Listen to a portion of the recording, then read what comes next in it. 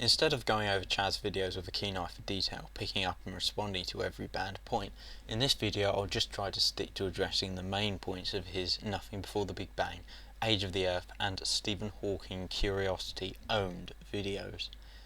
This is mainly to save me from repeating myself.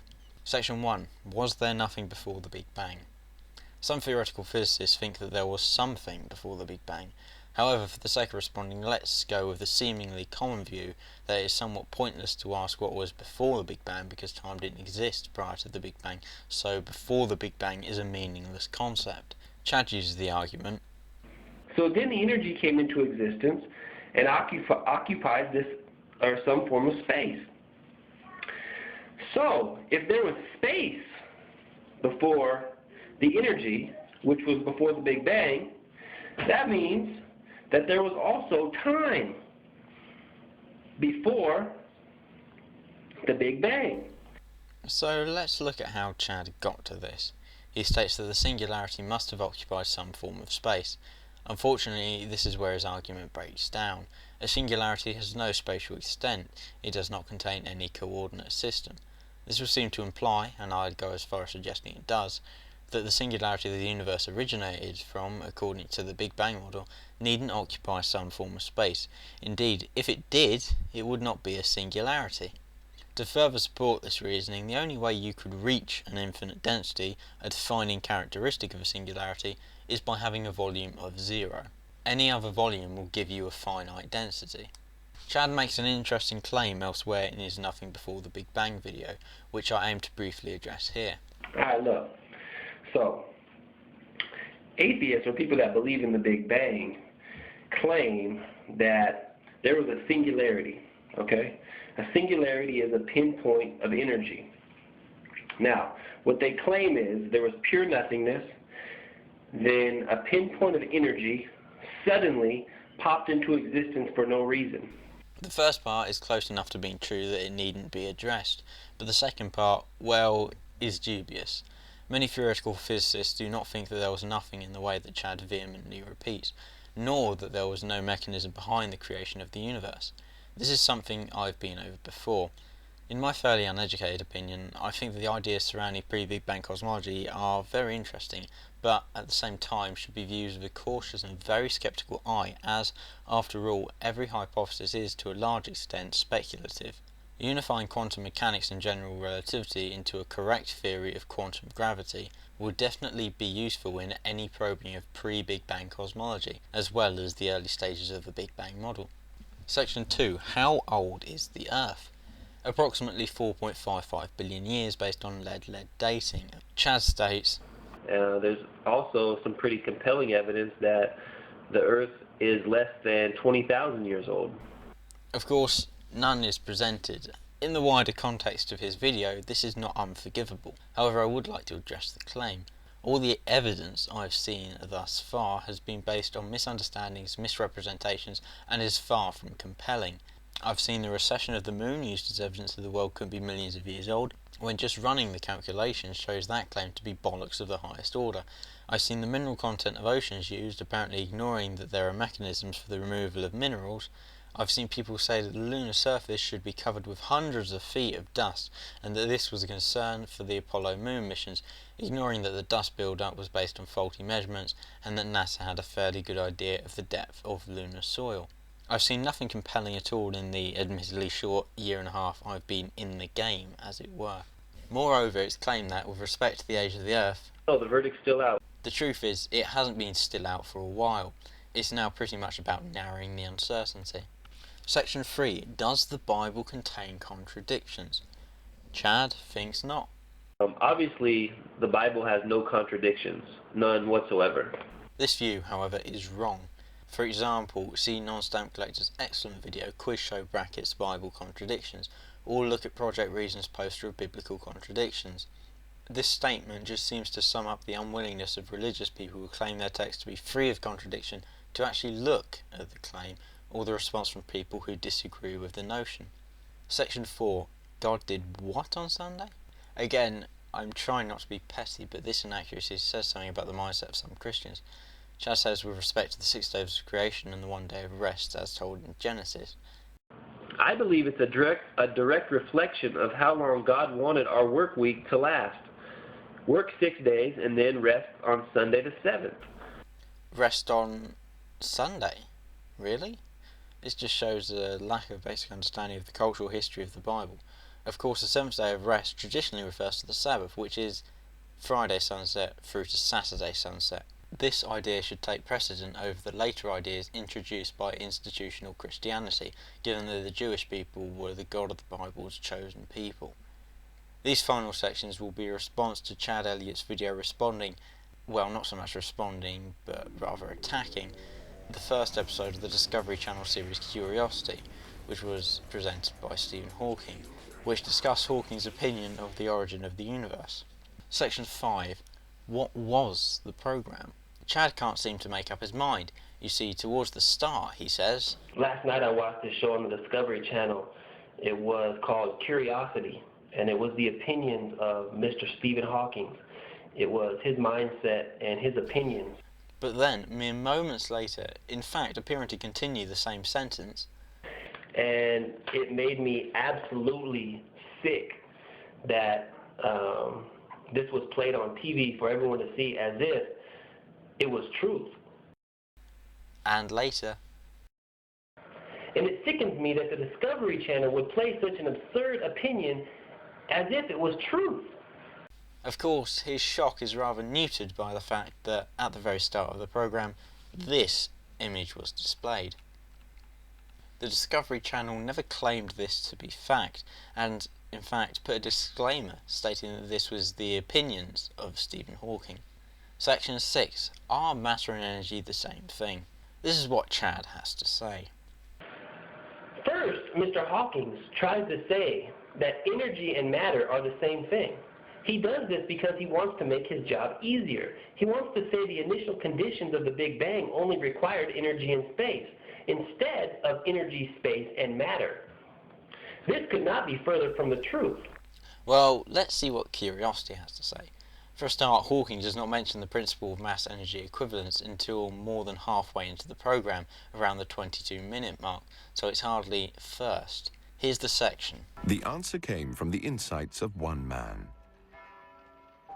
Probably the most remarkable scientist who has ever lived.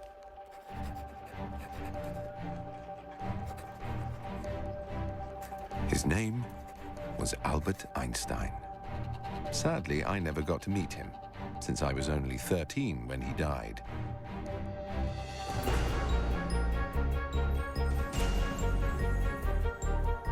Einstein realized something quite remarkable, that two of the main ingredients needed to make a universe, mass and energy, are basically the same thing.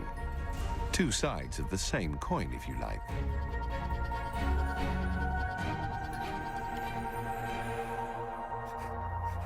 His famous equation, E equals mc squared, simply means that mass can be thought of as a kind of energy, and vice versa. So instead of 3 ingredients, we can now say the universe has just 2, energy and space. So, are they the same? I think I'll go with Hawking here. They are interchangeable. Mass can become energy, such as with mass defect and particle-antiparticle annihilations, and energy can become matter, albeit briefly, in pair production. Since Chad made this video, I think that he's finally accepted that matter did not begin to exist at the very start of the Big Bang model, which is what this objection is related to. This comment on one part of his reasoning, for them being two different things, made me laugh. If they were the same, why do you think they are defined as two separate things and they have different names? I mean, that's just funny. They have different names for the same reason that heat and light have different names, even though they are essentially the same thing. The terms were coined prior to our understanding that they are inextricably linked. It's the same with mass-energy equivalence. Preceding Einstein's proposal in 1905, the two were thought of as separate entities and were termed as such. Both concepts date back to the ancient Greek philosophers. The terms stuck because they had been part of the lexicon for so long that discarding them is not really possible. Often, however, you will see mass in terms of energy over speed of light squared, and although it is appropriate to use mass in terms of energy, it is not often used because the amount of energy is very small. For example, the energy of a proton at rest is 1.503 times 10 to the minus 10 joules.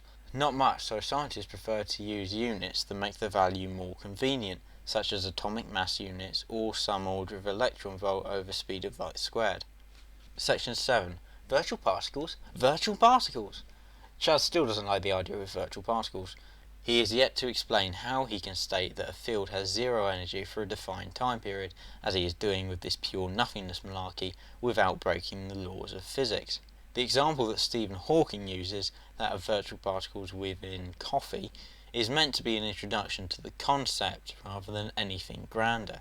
He's showing that we have a precedent for the spontaneous creation of something from nothing. Section 8. Gravitational time dilation. In short, Chad doesn't understand it. Here's what he has to say. But in fact, this is not true. Time would continue.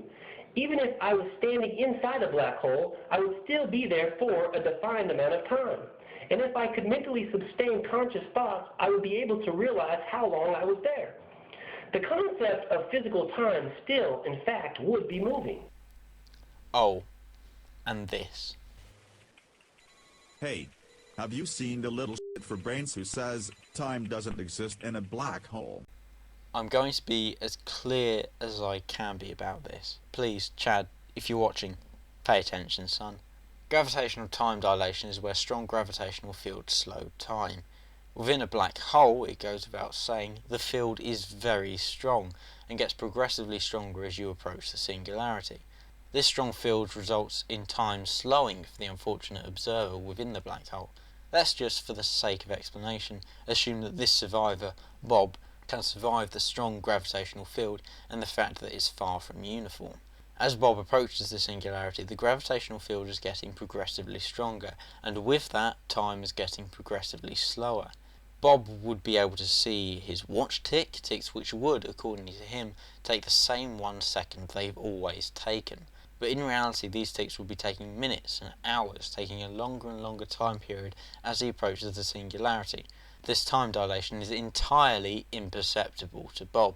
He'd still think that the ticks were taking a second. At the singularity, these ticks will be separated by an infinite time period, because the field is infinitely strong according to general relativity. As such, time has stopped. Chad makes mention of being able to define the time period you were there, but again, this is false, unless he's talking about your clock, which is giving a reading affected by time dilation. You cannot define the time periods because you need someone to check the measurement, and information cannot escape the event horizon of a black hole. You'd say that you've been in the black hole for a few minutes, when really years, century, perhaps millennia had passed by external to the black hole. But you cannot measure this external time passage because, again, of no information being able to pass the event horizon. All physical processes are slowed by time dilation, and the observer in a black hole cannot tell that they are slowing down. Section 9. Everything that comes into existence has a cause. Chaz states that, But in fact, we know that everything that comes into existence has a cause. this is somewhat misleading, as has been pointed out by theoretical bullshit. I don't think that I can do his objections sufficient justice by abridging it here, so I'll include a link. To give a vague, concise version, things like humans, chairs, houses, everything that we observe being produced do not come into existence in the way that is implied by this argument. They are a rearranging of pre-existing stuff, i.e. atoms, into a novel form. As such, it's no more appropriate to say that these things came into existence than it is to draw your hand into a fist and claim that you drew it into existence. Then when you unclench your hand, to say that you've now taken the fist out of existence. Again, I don't think I'm doing the objection justice, so if you've got 12 minutes to spare, check out TBS's video. Section 10, on the perfection of the universe. I want to know if energy can suddenly expand or create perfectly set constants and laws of nature. Chad has it in his head that this universe is perfect for life because life exists within it. This is something that I've been over before. It's an example of the fallacy of fine-tuning. I guess I'd really like Chad, or anyone who poses this argument, to answer this question.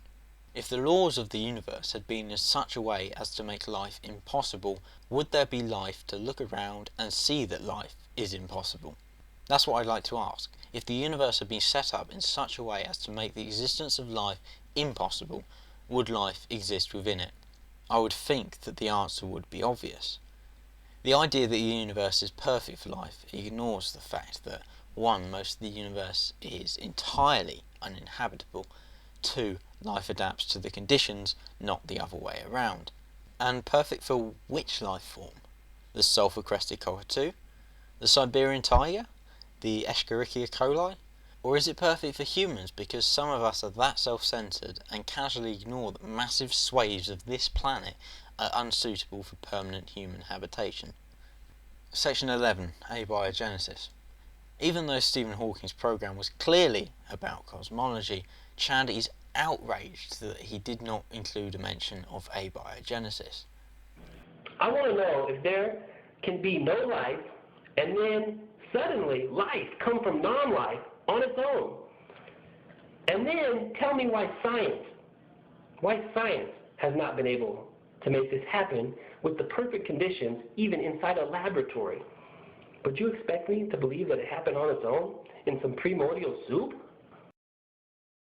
So, nice try, buddy. Good job not telling us where life came from either. I mean, looking at it from a probability point of view, the probability of life coming from non-life is 1 because clearly it's happened. So why has science been unable to replicate this? Well, one cannot understate the immense difficulty of replicating the scale and time that abiogenesis could have occurred over. For abiogenesis on early Earth, we have millions, if not billions, of possible locations, each with a unique and uniquely varying condition and chemical composition, and a time frame of millions of years in which trillions of iterations may occur. And in the laboratory, we've had a century at most in a handful of small labs with only a few thousand combinations of conditions and chemical compositions at most, in comparison to the trillions of combinations that would have existed on the early Earth. Yet these scientists are expected to produce life in a heartbeat? That seems a ridiculous demand that is a disservice to the scientists working on these experiments. It is just daft to expect instant results. If you made it to the end, I'm very thankful for your time. Thanks for watching, and take care. Stephen Hawking, you just got owned. Moron.